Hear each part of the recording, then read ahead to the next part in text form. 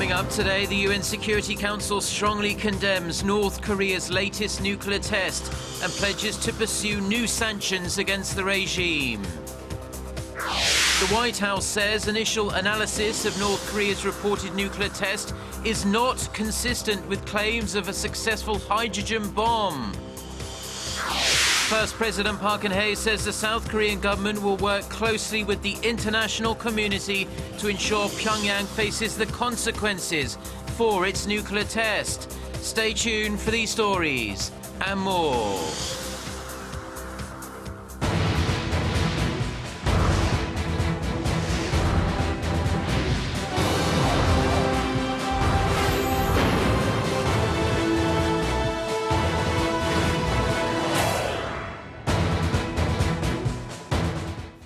Hello to our viewers around the world. It's 6 a.m. on Thursday, January 7th here in Seoul. Thank you ever so much for joining us. I'm Mark Broom. And we start with the reaction to North Korea's fourth nuclear test. The UN Security Council has been united in its condemnation of North Korea's latest provocative and dangerous act. Experts say it's clear Pyongyang detonated a significant nuclear device, but South Korea and the US say it has not yet been established that it was a hydrogen or thermonuclear bomb, as North Korea claims. For the latest, we are going to connect with our Kwon So-ah at Seoul's Foreign Affairs Ministry. So let's start with the UN Security Council's meeting. Good morning, Mark. Well, 2 hours after the meeting, or actually after the 2-hour-long meeting, that is, the UN Security Council said that it, quote, strongly condemned Pyongyang's claim of its first H-bomb test. Now, in a statement that they released after the meeting, they said it's a clear violation against UN resolutions and a threat to international peace and security. And the 15-member council added it will take further measures against North Korea. And that's expected to be in the form of more sanctions that are already imposed on Pyongyang, as it has conducted 3 nuclear tests before this one, as well as other provocations like long-range rocket launches. Now, prior to the meeting, South Korea's Foreign Minister Yoon Byung-se spoke with his Uruguayan counterpart and Spanish counterparts Rodolfo Novoa and Jose Garcia Margallo, both attendees at the council, on how to respond to North Korea's latest move, and asked for their close cooperation, with which both of them agreed on. Now, ahead of the meeting, UN Secretary General Ban Ki-moon also said he condemned the act unequivocally and warned the UN is monitoring and assessing North Korea's developments in close coordination with concerned international organizations, including the Comprehensive Nuclear Test Ban Treaty Organization and other interested parties. And so the United States has also been issuing more statements on the matter. Washington is questioning Pyongyang's claim that this was an H-bomb test. Yes, Mark. White House spokesman Josh Earnest said that early government analysis shows that data from different monitoring sources weren't consistent with the North's claim.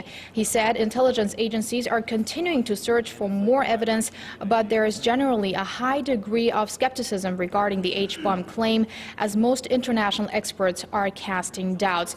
Now, in related news, Seoul's Foreign Minister Yoon Byung-se had a telephone conversation with U.S. Secretary of State John Kerry some hours ago. Now, both agreed that Pyongyang's test is an unacceptable challenge towards the international community and that they will respond to any provocations. Minister Yoon later in the day is scheduled to report to the South Korea's National Assembly and brief other related officials on the latest assessments. Now, before I go, just to give you a brief recap of what happened, North Korea state media reported Wednesday morning that it successfully conducted its first hydrogen bomb test following the detection of an artificial quake a little past 10 a.m. South Korean time near North Korea's main nuclear test site in Punggye-ri. Now, this has been Kwon So-ah reporting live at Seoul's Foreign Affairs Ministry, and I'll be giving you updates throughout the day. Back to you, Mark. Thank you, sir, for that report. Now, South Korea's Defense Ministry has also played down North Korea's H-bomb claims, saying the regime's latest test does not appear to be hydrogen-based, given the intensity of the artificial earthquake it caused. Kim Hyun-bin reports. South Korea's defense ministry says it has upped its defense readiness and is keeping a close eye on any unusual movement north of the border. It also says it is working in close coordination with the U.S. In close collaboration under the South Korea-US alliance and with the international community, our military will take necessary measures to make North Korea pay for the nuclear test. South Korea's defense ministry said that North Korea is always capable of conducting a nuclear test at any given time. So it was hard to predict exactly when Pyongyang will conduct another nuclear test. The ministry also said that it is unlikely that North Korea conducted a full-scale hydrogen bomb test, as an H-bomb is 100 to 1,000 times stronger than an atomic bomb, and added that it's hard to believe Pyongyang has obtained the technology. Military officials added that only a few countries, including the U.S. and Russia, have tested hydrogen bombs, and the size of the detonations reached up to 50 megatons, while North Korea's test only reached 6 kilotons. He did say that, although there could be some hydrogen particles, these don't belong to a full H-bomb. The recent blast recorded a 4.8 on the seismic graph, which is 0.1 point lower than the nuclear test it conducted in 2013. Wednesday's test will be the fourth nuclear test conducted by North Korea, following those in 2006, 2009, and 2013. Kim Hyun-bin, Arirang News. Now, South Korea has started monitoring for possible nuclear fallout after North Korea's alleged hydrogen bomb test. The Seoul-based Nuclear Safety and Security Commission says it has mobilized more than 100 devices to detect radiation across the country. Officials say it could take between 3 and 4 days before the results are out. Earlier in the day, Seoul's weather agency said it's unlikely the nuclear test contaminated the south with any radioactive waste. It added that if there was fallout, it would have drifted over the East Sea based on the wind's direction and velocity. President Park Geun-hye chaired an emergency meeting of the National Security Council on Wednesday, soon after the North's claim of a nuclear bomb test. Our Song Ji-sun has the details. President Park Geun-hye said North Korea's claim of a fourth nuclear test would be a direct challenge to South Korea's national security, threatening the survival of its citizens. She said the latest provocation has the potential to shake up the security landscape in Northeast Asia, and stressed the North must pay for its nuclear ambition and actions that go against international peace and stability. Seoul condemned Pyongyang and said a nuclear test would violate UN Security Council resolutions. It says it is seeking further sanctions to denuclearize Pyongyang in cooperation with the international community.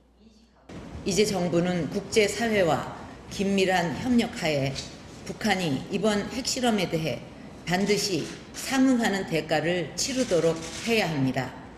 이를 위해서는 UN 안보리 등 국제사회의 강력한 제재는 물론 미국 등 동맹국과 우방국들의 단호한 조치를 이끌어내는 것이 중요합니다. The top office discussed countermeasures, vowing full readiness and defense against any North Korean provocations in alliance with the U.S. Not a full week had passed since there was a positive vibe looking forward into inter-Korea relations. In her New Year's message, President Park had expressed her hope for reunification of the two Koreas, and North Korea leader Kim Jong-un had also said the channel for dialogue is open in his New Year's message. However, Kim's message sharply contrasts with a previous claim he made last month, saying that the regime had developed an H-bomb, and further reiterated on Wednesday with the announcement that it has become a nuclear state following today's alleged H-bomb test. South Korea and the U.S. both say they do not accept North Korea as a nuclear state and that Pyongyang should permanently abandon its nuclear weapons in a verifiable way. Song Ji-sun, Arirang News. US President Barack Obama will hold talks with his South Korean and Japanese counterparts to coordinate a response to North Korea's latest claim of a successful H-bomb test. White House spokesman Josh Earnest told reporters on Wednesday local time that Obama would soon speak to President Park Geun-hye and Japanese Prime Minister Shinzo Abe over the phone and would do so at some point over the next several hours. The leaders are expected to discuss ways to respond appropriately to North Korea's latest provocation. South Korea's foreign ministry says it's in close coordination with the country's partners and allies following the North's nuclear bomb test. Seoul and Washington have vowed to work closely to counter Pyongyang's nuclear ambitions. Connie Kim has the details. South Korea and the United States remained firm in closely coordinating response to North Korea's nuclear test. Following Pyongyang's announcement of its successful hydrogen bomb testing on Wednesday, South Korean Foreign Minister Yoon Byung-se met with Mark Lippert, the U.S. ambassador to South Korea, and General Curtis Scaparrotti, the commander of the U.S. Forces Korea in Seoul. Yoon reportedly explained Seoul's assessment of North Korea's nuclear test claim and called on close cooperation between the two allies' diplomatic and defense authorities. The three agreed to cooperate on maintaining a strong defense posture. Yoon has also reportedly talked with the foreign ministers of the United Kingdom and Australia via phone, urging the nations to send out a united message condemning Pyongyang's provocation.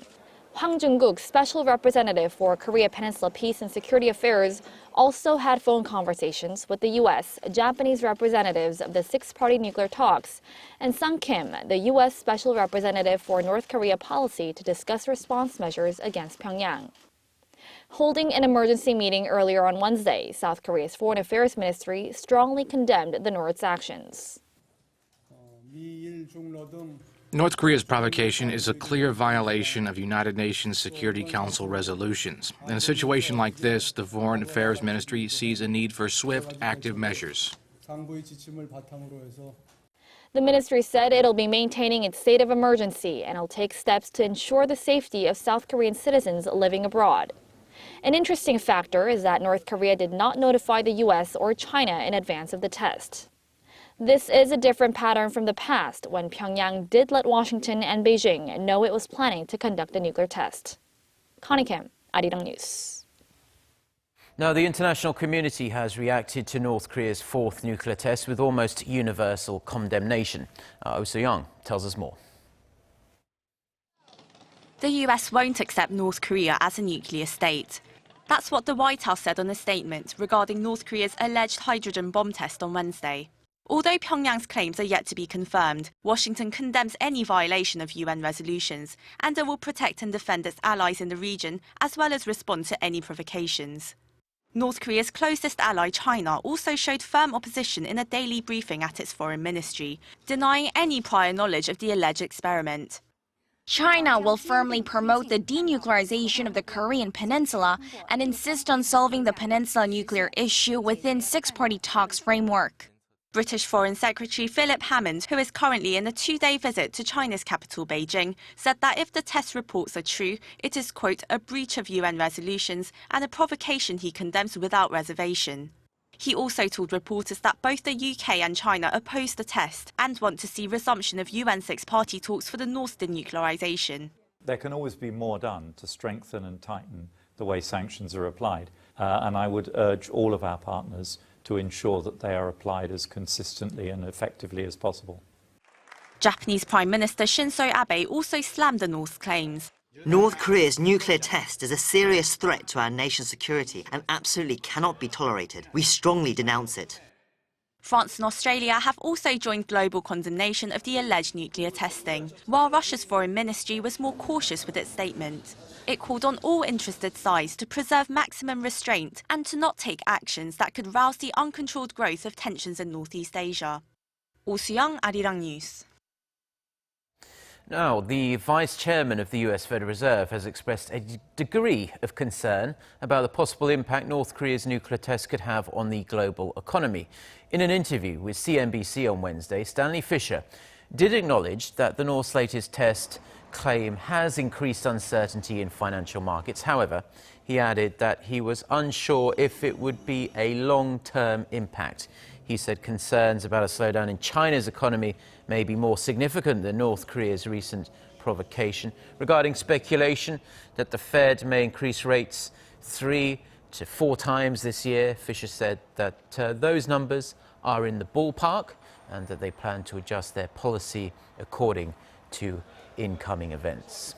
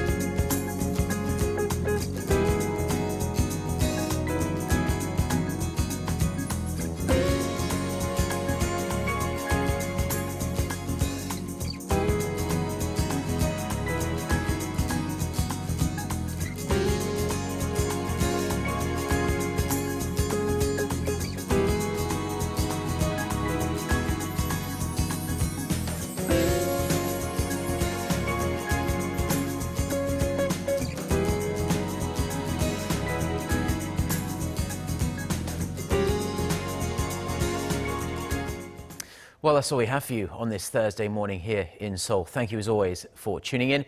We'll be back. We'll have more comprehensive updates on the latest reaction to North Korea's fourth nuclear test at 12 noon Korea time. Until then, goodbye.